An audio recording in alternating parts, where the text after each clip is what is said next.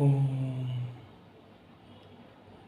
सभी लोग संसार को सत्य मान करके जी रहे हैं, यानी कि जो वह काम कर रहे हैं उसको ही सत्य मानकर जी रहे हैं। और जबकि भगवान ने गीता में भी कहा, अस्तो भावते,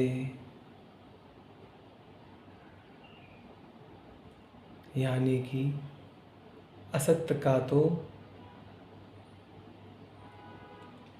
स्थान ही नहीं है और सत्य कभी ना हो ऐसा है ही नहीं। हमें पूर्ण रूप से यह समझना होगा कि सत्य कुछ और है। जो हम कर्म कर रहे हैं वह केवल एक क्रिया है जिसे हम शुरू करते हैं और समाप्त करते हैं। जिस प्रकार दिन होने पर प्रकाश होता है और सभी लोग जीव अपने अपने कार्य में जुट जाते हैं, रात्रि हो जाने पर सब शयन के लिए चले जाते हैं, इसी प्रकार यह एक क्रिया मात्र है। इसके पीछे छुपा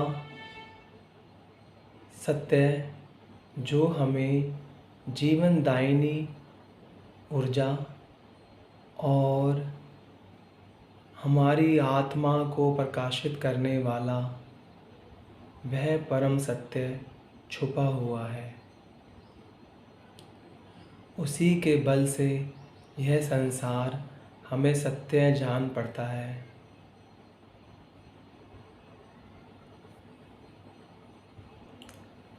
फिर कैसे कल्याण होगा? जब हम अपने भीतर उस परम तत्व की खोज शुरू करेंगे तभी हमारा कल्याण होगा।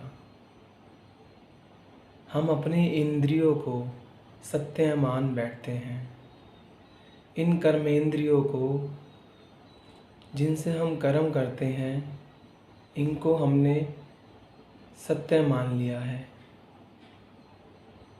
जबकि इनके ना रहने पर भी प्राणी जीवित रहता है।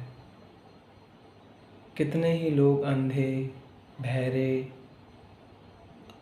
अपंग होते हैं, क्या वह जीवित नहीं होते?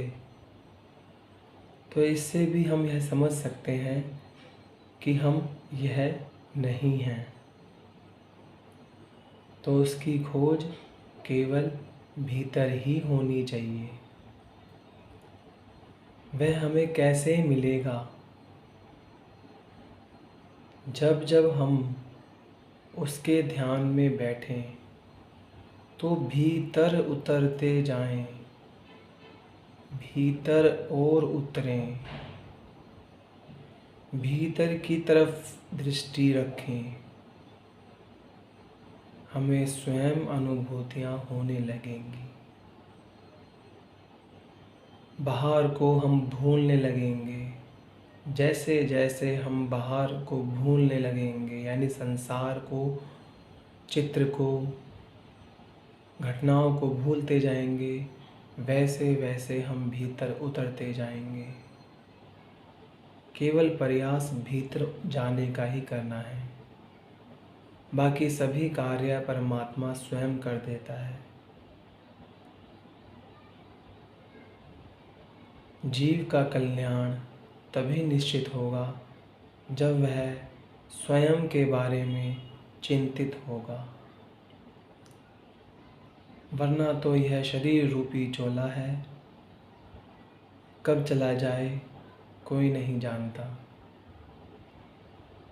और वैसे भी संत महापुरुष यही कहते हैं, जब जन्म होता है उसके बाद से यह अपनी मृत्यु की तरफ ही बढ़ रहा होता है। तो सभी जन अपने इस दुर्लभ मानुष शरीर का कल्याण तभी कर पाएंगे जब उनकी आत्मा की लो परमात्मा से जुड़ेगी। ओम तत्सत।